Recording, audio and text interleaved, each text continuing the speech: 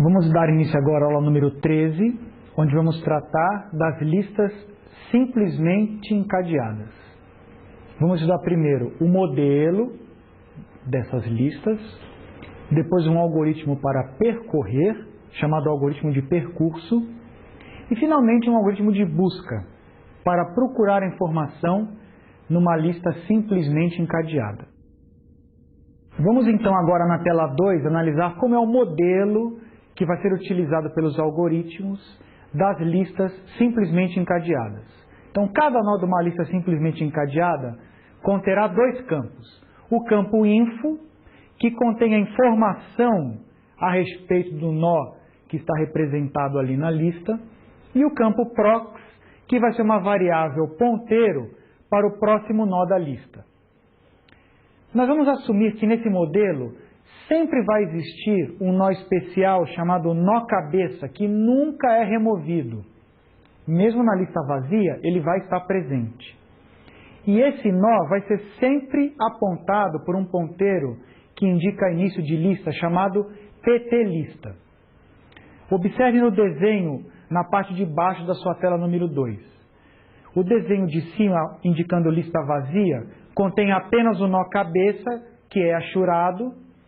pt-lista aponta para o nó cabeça, e o campo prox do nó cabeça contém o ponteiro nulo, indicado pela letrinha grega lambda. Essa é a lista vazia. Na lista de baixo, nós vemos uma lista não vazia. Novamente você vê pt-lista apontando para o nó cabeça, que é o nó achurado, que agora não contém mais lambda, mas contém um ponteiro para o próximo nó da lista, que é o nó 1, que começa no endereço A, que aponta por sua vez para nó 2, que começa no endereço B, que aponta por sua vez para o próximo nó, e assim por diante, até chegar ao último nó da lista, que é o nó N, que está lá no endereço Z de memória, e esse sim não aponta para ninguém porque é o último da lista. O campo prox do último nó do nó N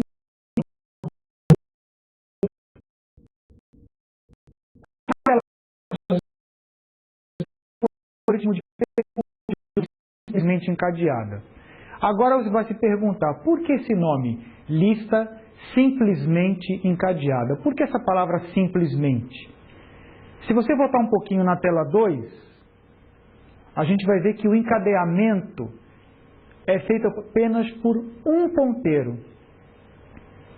Por isso que se diz que é uma lista simplesmente encadeada. Há outros modelos, que são as listas duplamente encadeadas, onde há dois ponteiros, um que aponta para o próximo nó da lista e outro que aponta para o nó anterior da lista. Então, pelo fato de haver um único ponteiro, é que nós chamamos de lista simplesmente encadeada. Em outras palavras, você só pode percorrer essas listas no sentido desses ponteiros, você não pode voltar. Se houvesse ponteiros apontando para os nós anteriores, você poderia andar em dois sentidos. Daí vem a palavra simplesmente encadeada. Voltando agora à tela 3, nós vamos explorar então o fato desses ponteiros apontarem sempre para o próximo nó, para fazer o algoritmo de percurso, que só vai poder então, nesse caso, ir numa direção.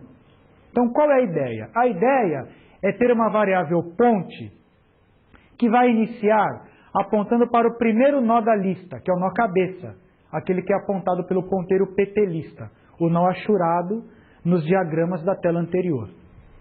O algoritmo vai consistir simplesmente em seguir consecutivamente os ponteiros que estão nos campos prox de cada nó da lista. E finalmente o algoritmo de percurso termina quando ele encontrar um ponteiro nulo.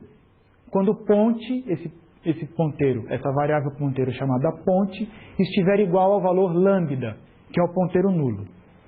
E a complexidade vai ser ordem de n, onde n é o número de nós da lista, ok? Vamos então analisar como é o algoritmo na tela 4.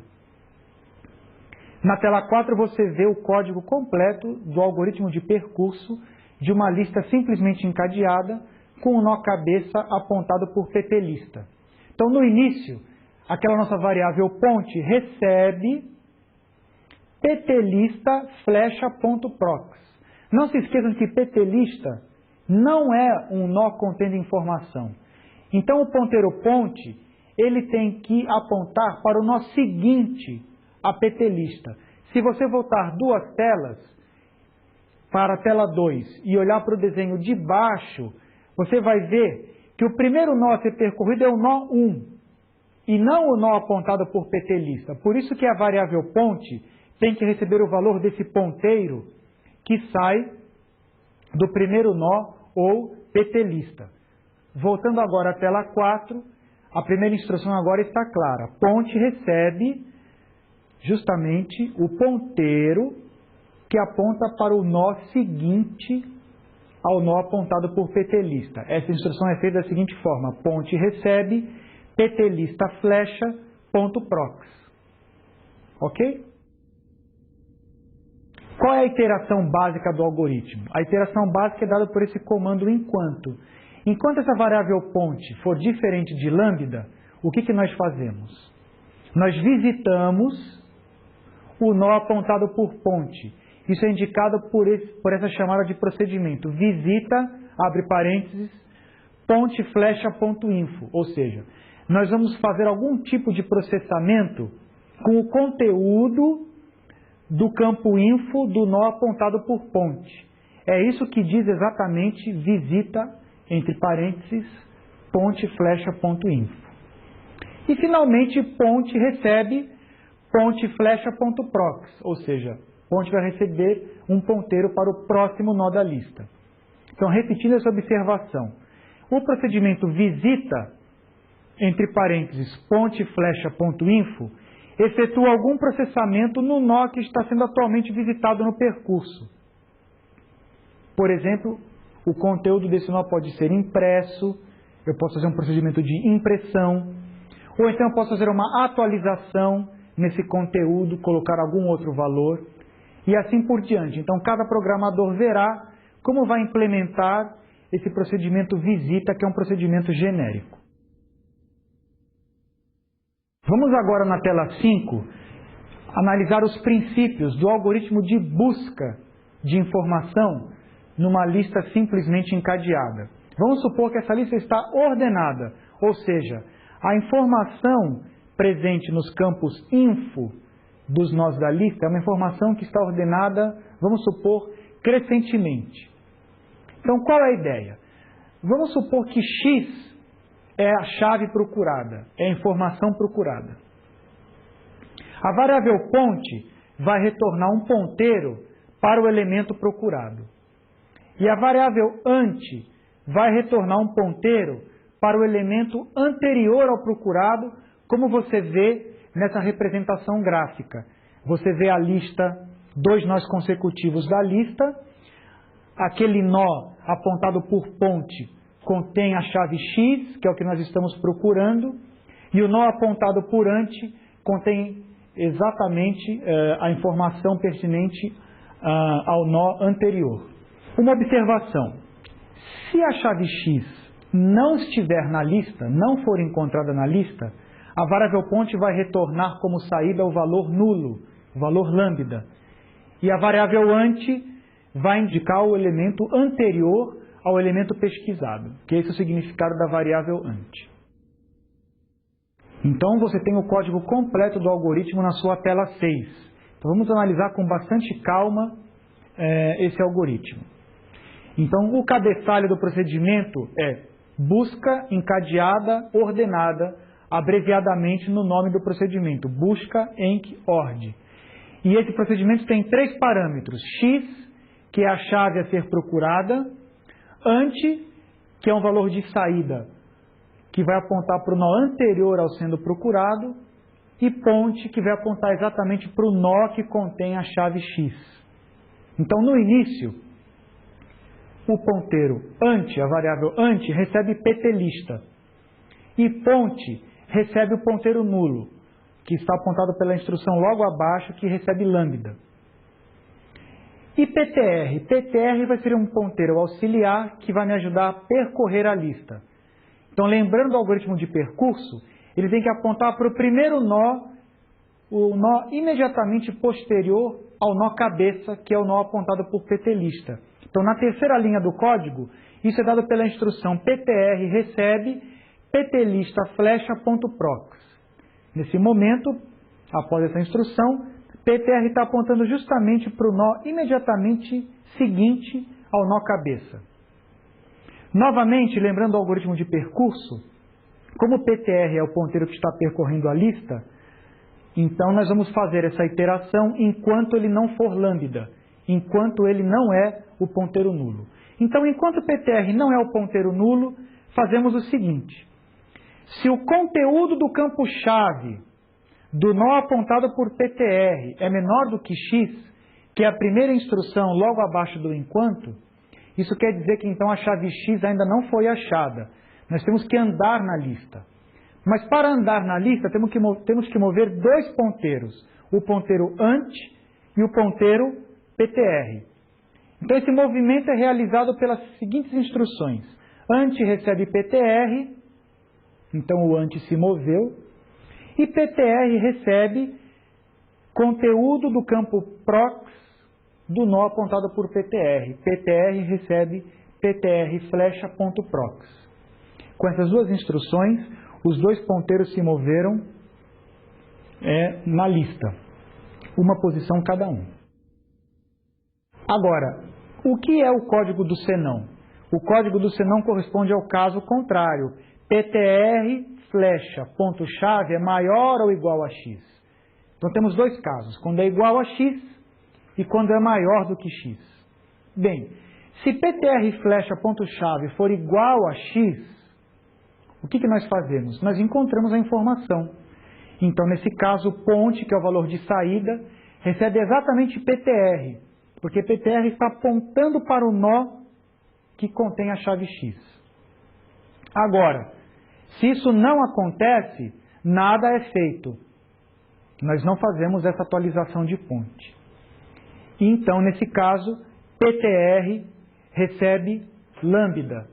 Nós vamos diretamente para o fim da lista e isso vai forçar o término do comando enquanto, o término abrupto desse comando enquanto, porque quando ptr recebe lambda, se você voltar na iteração, nós não continuamos o enquanto porque a condição do enquanto dá falsa. Isso é forçar abruptamente a parada das iterações do comando enquanto.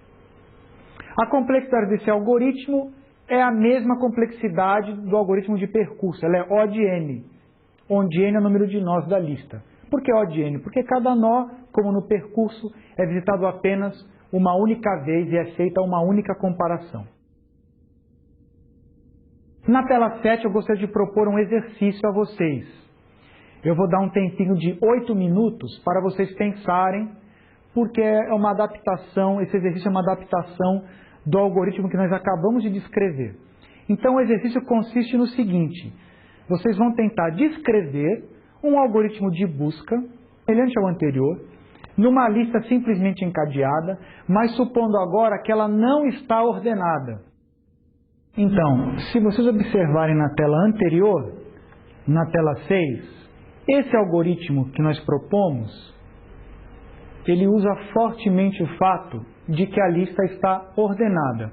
Observe, dentro da iteração do comando enquanto, a primeira instrução é se ptr flecha.chave menor do que x. Se for menor do que x, como nós já vimos, os dois ponteiros ant e ptr caminham juntos para os próximos elementos. Agora, se ptr flecha.chave é maior ou igual a x, o algoritmo vai parar. Por quê? Ou porque a informação foi encontrada, a chave x foi encontrada, ou porque o nó que está sendo considerado naquele momento tem um campo-chave maior do que x. E nós sabemos que nesse caso o algoritmo também para, porque não poderão ser encontradas chaves iguais a x a partir desse ponto, porque a lista está ordenada crescentemente pelo valor chave. Então o algoritmo para nesse ponto. Voltando à tela 7. Estando agora a lista não ordenada, essa propriedade não pode mais ser utilizada. Nós somos obrigados a percorrer a lista até o final em busca da chave x, porque não sabemos se a chave x está no restante da lista, ao considerar um determinado nó. Então é preciso agora percorrer a lista toda, até que a chave X seja encontrada ou o ponteiro nulo seja encontrado. Não há mais informação de ordem, de elementos, de chaves que nós possamos utilizar. Então eu proponho que vocês façam uma pequena modificação no código da tela 6. Pensem então esse tempinho, 8 minutos. Aí vocês então reiniciam a aula e eu dou a solução do problema. Bem, vamos então agora na tela 8 apresentar a solução para aquele algoritmo, para aquele problema proposto.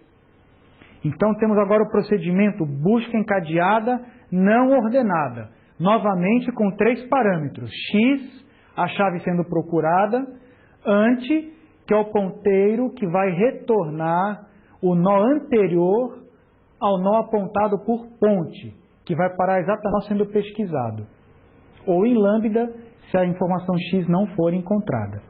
Então, como no algoritmo anterior, ante agora recebe pt-lista, ponte recebe lambda e ptr recebe pt-lista flecha.prox. A inicialização é semelhante à inicialização que nós fizemos no algoritmo da tela 6. A iteração do enquanto também é semelhante. Enquanto ptr diferente de lambda, faça. Agora a pergunta é diferente. Se ptr flecha.chave é igual a x, se nós encontramos a chave x, então o algoritmo para. Ponte recebe ptr, ptr recebe lambda, para forçar a interrupção abrupta do comando enquanto na próxima iteração. Agora, se ptr.chave não é x, como não há informação sobre ordenação, temos que mover os 2 ponteiros para frente. Então, ante recebe ptr e ptr recebe ptr flecha.prox, como nós fizemos no algoritmo da tela 6. Espero que vocês tenham compreendido a diferença entre o algoritmo para a busca em lista não ordenada, lista simplesmente encadeada não ordenada, e a lista simplesmente encadeada ordenada. Na tela 9 eu quero propor um outro exercício muito interessante, que é uma aplicação do encadeamento, da alocação encadeada, para representar o que nós chamamos de matrizes esparsas. O que é uma matriz esparsa? Uma matriz esparsa é uma matriz onde a grande maioria dos elementos tem o valor 0. Então, poucos elementos são não nulos. Então, nós poderíamos pensar, então, para que armazenar um monte de elementos zeros? Basta armazenar aqueles elementos que contêm informações não nulas. Então, como é que nós vamos fazer isso? Então, seja A, essa matriz esparsa, que tem muitos zeros, com n linhas e n colunas. N vezes n. Então, boa parte dos seus elementos são nulos ou irrelevantes. Então, vamos escrever uma estrutura de dados que represente essa matriz e cujo espaço total seja exatamente O de K, onde K é o número total de elementos não nulos ou não irrelevantes. Nós vamos usar O de K,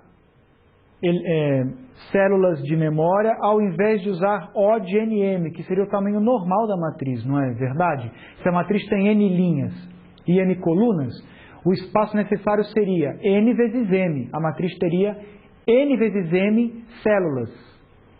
Ordem de N vezes M espaço seria necessário para armazenar essa matriz. Mas como muitos elementos são nulos, eu só quero armazenar os K elementos não nulos ou não irrelevantes. Então a minha sugestão é fazer uma lista simplesmente encadeada que represente esses elementos não nulos, desprezando os outros elementos. Pensem nisso um tempinho de 6 minutos para vocês pensarem nesse exercício e depois vocês podem retomar a aula e eu apresentarei a solução. A solução para o problema proposto está nessa tela 10. Nós vamos usar uma lista simplesmente encadeada, onde cada nó agora vai ter 4 campos. O primeiro campo vai conter a linha do elemento não nulo. O segundo campo vai ser a coluna do elemento não nulo. O terceiro campo é o valor daquela entrada da matriz. E o quarto campo é um ponteiro prox para o próximo elemento da matriz, próximo elemento não nulo da matriz. Vamos ver então como fica num exemplo. Suponha que queremos representar essa matriz 3 por 3. 3 linhas e 3 colunas. N é igual a 3 e N também é igual. Essa matriz tem 9 elementos. No entanto, 6 deles são nulos e apenas 3 são não nulos. Então a maioria dos elementos é irrelevante. Então basta armazenar os elementos não nulos dessa matriz. Quais são os elementos não nulos? São o 5, que está na posição 1, 2, o menos 6, que está na posição 2, 2, e o 8, que está na posição 3, 1. Então a minha lista encadeada vai representar apenas esses 3 elementos. Observem a lista encadeada. Novamente nós temos o nó cabeça, que não contém informação alguma, representado pelo nó achurado e apontado por PT lista. O primeiro nó contendo informação, ele tem campo linha igual a 1, campo coluna igual a 2 e valor igual a 5. Representa aquele primeiro elemento não nulo da matriz.